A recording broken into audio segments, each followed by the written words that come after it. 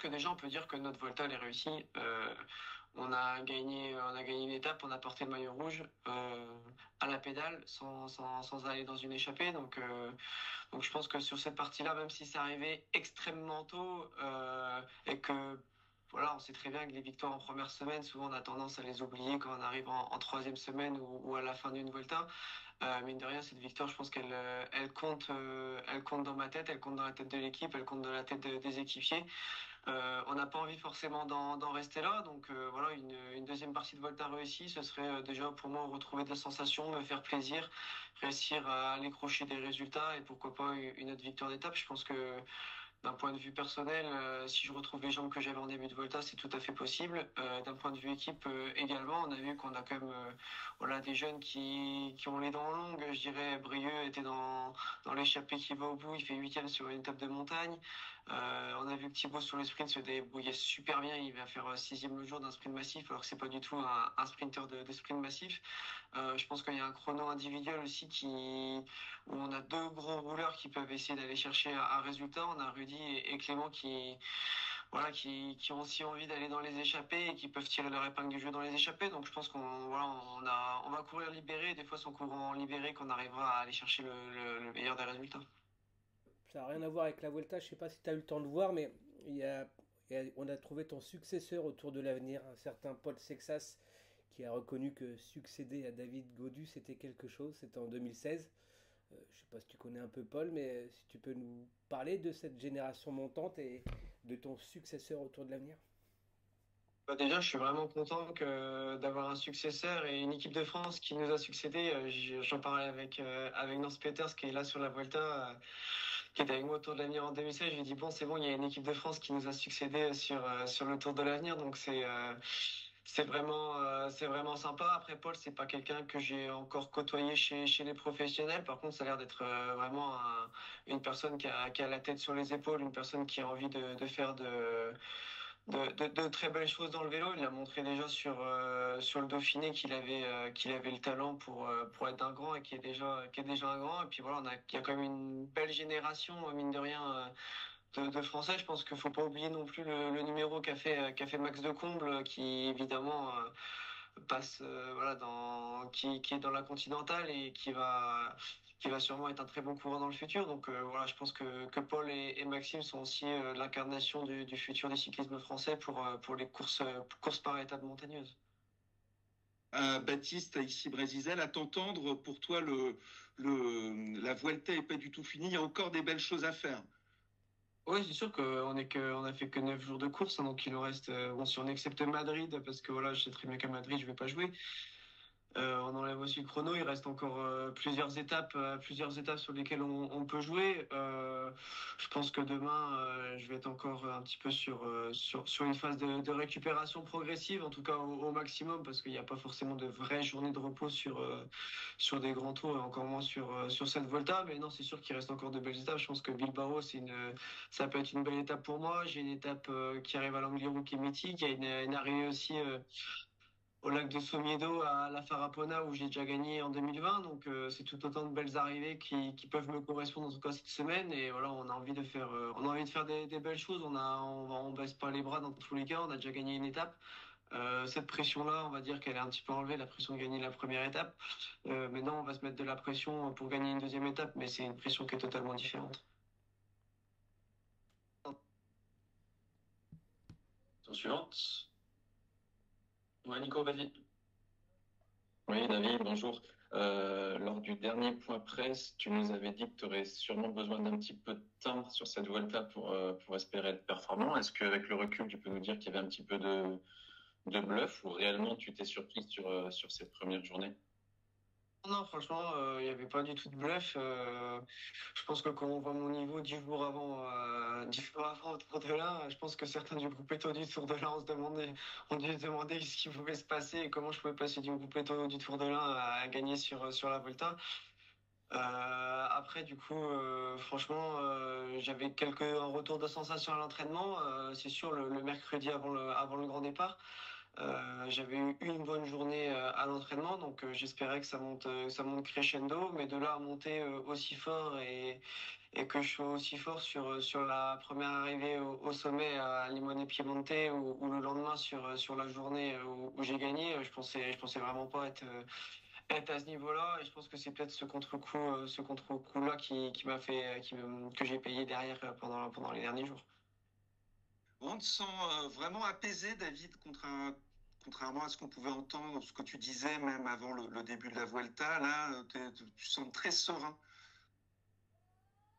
Ouais, bon, je pense que quand on réalise la première semaine de Volta que j'ai réalisé, même si entre guillemets ça a duré aller 2 jours et demi, entre guillemets, je pense que on pouvait pas espérer beaucoup mieux, surtout après les mois de galère que j'ai eu. C'est quelque chose qui est aussi rassurant et ça montre, voilà, que ce soit même à l'équipe, voilà, qu'ils peuvent me faire confiance, que quand je suis à 100%, voilà, je suis capable de rivaliser avec les tout meilleurs et être au top du top. Voilà, je suis capable de faire de grandes choses. Après, comme j'ai dit, ma Volta, elle est déjà réussie. Après, j'ai encore envie de plus. J'ai envie de retrouver des sensations. J'ai envie d'être acteur de cette Volta dans la deuxième et dans la troisième semaine, surtout sur des routes, voilà, qui mine de rien, la Côte de Pâques à Bilbao, ça reste un bon souvenir du Tour de France en 2023. La Farapona, ça reste un très bon souvenir en 2020 quand j'ai gagné là-haut. L'Angliru, c'est mythique. Donc, ça reste des routes que je connais, des routes sur lesquelles j'ai quand même envie de briller. Mais je dirais qu'on a un peu moins cette pression d'aller chercher une victoire d'étape absolument. Surtout qu'on n'avait pas gagné de victoire d'étape sur une course en ligne sur un grand tour depuis, je crois que c'était Arnaud en 2022. On avait gagné avec Stéphane le chrono l'an passé, mais c'était un chrono. Donc voilà, on a envie de bien faire. Et c'est sûr que voilà, quand on a gagné il y a 10 jours, c'est sûr qu'on est un peu plus apaisé. Ouais. On avait aussi évoqué la dernière fois ton association avec Guillaume. On a le sentiment que c'est vraiment une alliance maudite en quelque sorte cette année, comme s'il était écrit que vous ne deviez pas courir ensemble cette année, quoi, en quelque sorte. Qu'est-ce que ça change là, pour cette Volta? Ouais, c'est sûr que c'est quand même super triste parce que on devait débuter la saison ensemble à la classique VAR, si je dis pas de bêtises. Malheureusement, j'avais dû y renoncer. Derrière, on avait une préparation différente. Moi, j'étais sur Tirreno, lui Paris-Nice. Derrière, je devais aller au Giro et faire le Tour. Et on devait se retrouver sur le Tour de France. Malheureusement, on n'a pas couru ensemble au Tour de France. On a quand même couru ensemble sur le championnat. On était plus ou moins au même niveau sur le championnat, sur le parcours. Et derrière, voilà, c'est sûr qu'on a pu faire réellement une journée. Donc voilà, c'est quand même triste parce que j'ai quand même des bons souvenirs, même si on était adversaires de la Volta en 2020 qui nous avait souri à tous les deux. Guillaume, si je dis pas de bêtises, avait fait maillot à pois et peut-être bien super combatif de la Volta cette année-là. Il marchait vraiment très très fort. Moi, j'avais réussi à gagner 2 étapes. Et les 2 fois où j'ai gagné, il était dans l'échappée avec moi. Donc voilà, c'est dommage parce que ça fait aussi un élément en moins pour l'équipe pour aller dans les échappées. Voilà, on sait que Guillaume, c'est quelque chose que j'admire chez lui, c'est qu'il sait toujours prendre la bonne échappée au bon moment sur la bonne étape. C'est quelque chose qui lui réussit souvent. C'est pas quelqu'un qui gagne énormément de courses sur les grands tours, mais c'est quelqu'un qui sait apporter énormément de choses à un collectif et qui est toujours battant, qui est toujours vaillant, qui se retrouve toujours dans les bonnes échappées, qui arrive toujours à aller chercher de très très bons résultats. Donc voilà, je suis forcément super triste qu'il se soit blessé et que voilà, il doit sûrement peut-être avoir une fin de saison très très compliquée, mais voilà, l'année prochaine. Voilà, tout sera remis à zéro et je pense que voilà, ça repartira sur de nouvelles bases et on pourra courir ensemble et montrer de quoi on est capable tous les deux. Je voulais juste savoir, tu commences très fort à la Volta et ça se passe moins bien sur cette deuxième partie de première semaine seulement. Comment est-ce que mentalement on switch de vivre des émotions extrêmement fortes comme ça à quand ça commence à grimper, à être peut-être moins à l'avant et plus subir que ce que tu as connu sur le début de la course? Oui, c'est sûr qu'on a plus subi sur la deuxième partie de la première semaine. Voilà, après, il y a eu une telle décharge d'émotions que le corps a eu besoin aussi de l'encaisser après tout ce qu'il a pu se passer depuis le début de l'année. Donc voilà, on va dire on le prend mieux d'être lâché du peloton en ayant déjà une victoire d'étape que si on n'avait rien fait qu'on était à l'arrache tous les jours. Oui, David, tu as évoqué plusieurs fois l'Angliru, notamment là, dans tes objectifs de fin de Volta.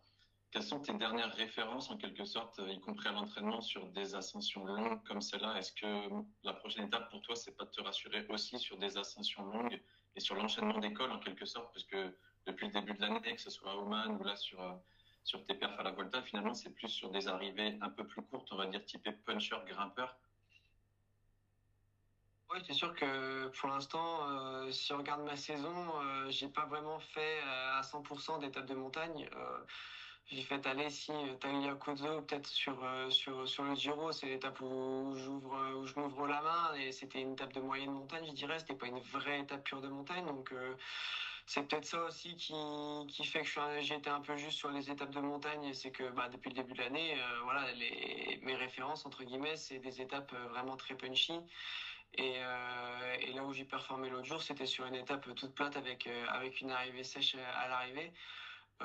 Après, j'ai quand même travaillé à l'entraînement, voilà, des longues journées de 6 heures, 7 heures, notamment en stage à Tignes où on enchaînait l'école. J'ai enchaîné aussi des journées où, voilà, où j'enchaînais du seuil, que ce soit même en vélo de chrono dans l'école, puis après sur mon vélo de route dans l'école. Donc voilà, ça j'ai travaillé à l'entraînement. Après, je suis quelqu'un qui a besoin de rythme de course.